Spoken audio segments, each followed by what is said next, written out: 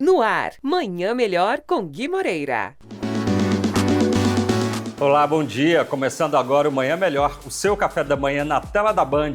Muito obrigado pela sua audiência. E eu recebo agora o Dr. Fernando Oliveira, ele que é ortopedista pediátrico e cirurgião de pé e tornozelo. Doutor, bom dia, seja bem-vindo. Bom dia, Gui. Uma satisfação, um prazer estar aqui com você. Doutor, para o público de casa entender, explica pra gente como é o formato de um pé normal. O formato normal, Gui, dos pés de um adulto é um pé que pise com todo o pé no chão, não só a parte da frente ou a parte de trás, que tem um arco nos pés, ou seja, aquela voltinha, aquela cava dos pés, ela deve estar presente em todos os adultos. Claro que existe uma variação de arcos mais altos e arcos mais baixos, mas isso é extremamente necessário para os pés que tenham esse formato, porque o nosso pé tem basicamente 3 funções, que é absorver o impacto, ter estabilidade e gerar impulso. E para isso, a presença desse arco e esse formato dos pés é ideal. E quais são os problemas mais comuns nos pés? Quando a gente fala sobre pés de adultos, o que a gente mais vê no consultório, os problemas mais recorrentes são a fascite plantar, que é aquela inflamação que dá na planta dos pés, o famoso esporão. O segundo problema que a gente vê muito nos consultórios, mas aí já relacionado à parte anterior dos pés, é o joanete. O terceiro assunto mais comum são as deformidades de dedos. A gente vê dedinhos tortos, dedinhos em martelo, dedinhos em garra, que são muito comuns também em pacientes que usam calçados inadequados, Gui. Agora, com relação a joanete, doutor, conta pra gente o que é. Tem muita gente que tem dúvida. É um tema extremamente comum, Gui, o joanete. Na imensa maioria das vezes, o joanete é uma deformidade do dedo. Então, o dedão ele acaba entortando pro lado de fora do pé. Tem uma questão, claro, genética, familiar, que a gente vê às vezes, a minha mãe tinha, a minha avó tinha. E essa deformidade, ela tende a ser progressível, atrapalha a mecânica dos pés, ou seja, o movimento dos pés, e também pode causar dor nos pacientes. E quanto às crianças, doutor, quais cuidados elas devem ter aí com o pé em desenvolvimento, né? Essa é uma pergunta muito interessante, Gui, porque assim, quando a gente vê os pés das crianças, a gente tem que ter um cuidado especial. Primeiro, os pais têm que observar os pés das crianças, né? Então, assim, pai, mãe, você olha o pé do seu filho, presta atenção se ele pisa direitinho com o pé todo no chão, se os pés não estão muito abertos para fora ou para dentro. A partir de uns 4 a 6 anos, os pés já devem ter o arquinho mais formado dos pés. Então, essa é a primeira coisa, é olhar os pés das crianças. Outra coisa, estimular a atividade física.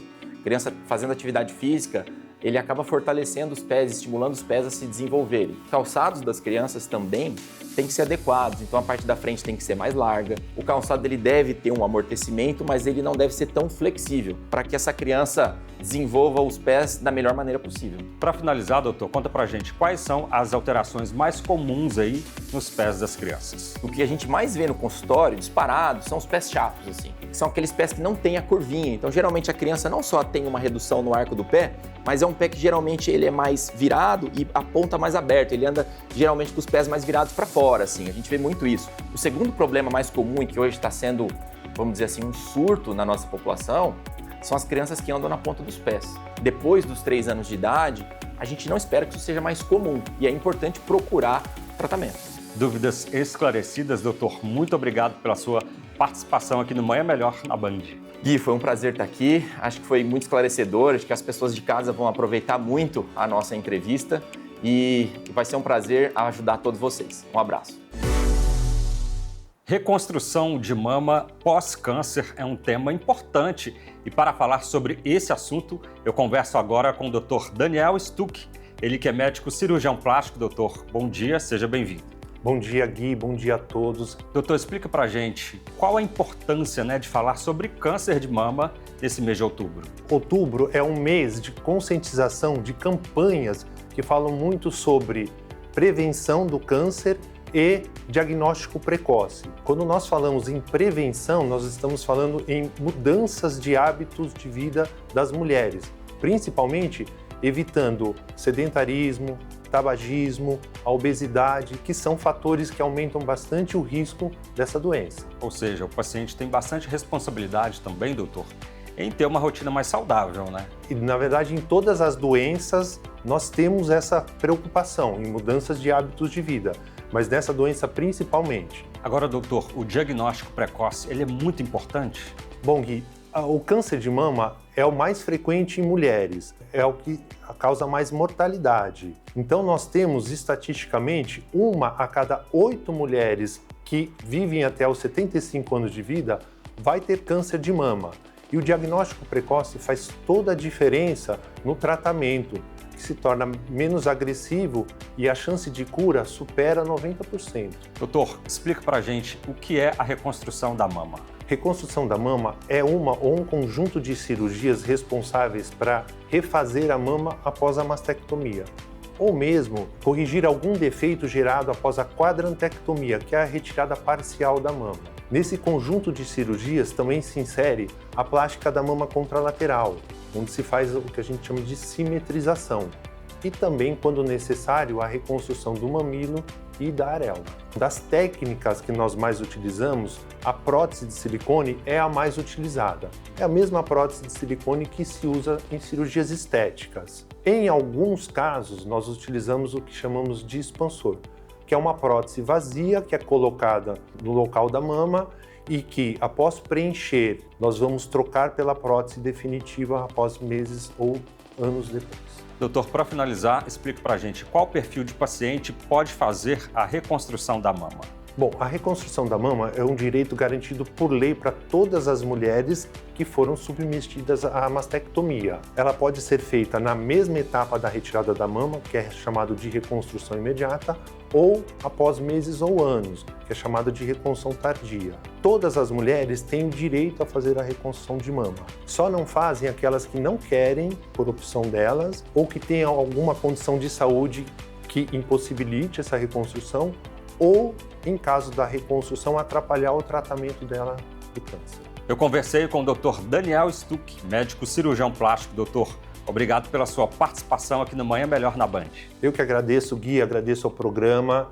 E qualquer dúvida que as mulheres tenham sobre reconstrução de mama, eu acho muito interessante entrar em contato com algum médico especialista para tirar as suas dúvidas e serem encorajadas a fazer. Metástases cerebrais. Você sabe o que é? Dr. Ramon Junqueira, neurocirurgião, especialista em neurocirurgia oncológica, explica pra gente. Doutor, bom dia, seja bem-vindo. Bom dia, é um prazer estar aqui com vocês. Doutor, o que causa, então, as metástases cerebrais? Então, sobre metástases cerebrais, o que causa é você ter um tumor primário em outro sítio, em outro local. Segundo os dados da ANS, que é a Associação Americana de Neurocirurgia, que em torno de 200, 300 mil novos casos são diagnosticados por ano nos Estados Unidos. Que a porcentagem é muito alta de pacientes que têm tumores cerebrais que levam a metástase. Por isso que é importante procurar um especialista e para dar continuidade no tratamento e a gente conseguir fazer um melhor tratamento possível. Certo, doutor. E quais são os sintomas mais comuns aí dessa condição? Então, os principais sintomas são sintomas relativos à hipertensão intracraniana. Quando você tem um aumento da pressão intracraniana, isso leva a alguns sintomas, como dor de cabeça, crise convulsiva, vômitos e etc. Ou sintomas focais, quando você tem o tumor em alguma região específica do cérebro. Se você tiver um tumor numa área motora do cérebro, você vai ter um déficit motor, você não vai mexer. Por exemplo, na área motora da mão, você não vai mexer a mão. Então, vai de acordo com a localização do cérebro. E como são diagnosticadas e tratadas essas lesões? O diagnóstico é feito com exames de imagem, principalmente, tomografia, ressonância, ou até PET, PET-CT, que são exames que a gente vai conseguir diagnosticar e descobrir onde está. A gente sabe que ainda se tem um melhor resultado de terapias focais do que terapias sistêmicas. Pensando em terapias focais, seria melhor a gente fazer a cirurgia, quimioterapia e radioterapia. Mas é importante também a gente saber se o paciente vai aguentar isso. Então a gente tem que levar em consideração também o que a gente chama de KPS ou Karnofsky, que é a escala de como que o paciente está. E existem sequelas? Como que é a vida do paciente após realizar essa cirurgia? Por que as metástases cerebrais têm aumentado muito a sua incidência e prevalência? Primeiro, voltando lá atrás. Então, aumentou a incidência e prevalência porque os tratamentos estão melhores. Então, antes, um paciente que tinha uma metástase cerebral por um melanoma, alguma coisa, tinha uma taxa de mortalidade absurdamente alta. Hoje, a gente tem uma taxa de mortalidade muito mais baixa. Só da gente saber que os pacientes estão vivendo mais porque o tratamento está sendo melhor, então a gente sabe que tem mais chance da metástase. E aí você vê que o tratamento sendo melhor já aumenta o risco de chance da metástase. Se aumenta a chance da metástase, acaba aumentando você ter que fazer a cirurgia e você ter que fazer mais intervenção. Então, se o paciente tem um tumor numa área que você acha que é ressecável, que dá para operar, mas e o paciente vai ficar com pouca sequela, você tenta fazer a cirurgia. Se for uma área que você acha que é mais complicado de ressecar, etc., talvez você consiga retirar um pedaço menor para deixar uma qualidade de vida melhor.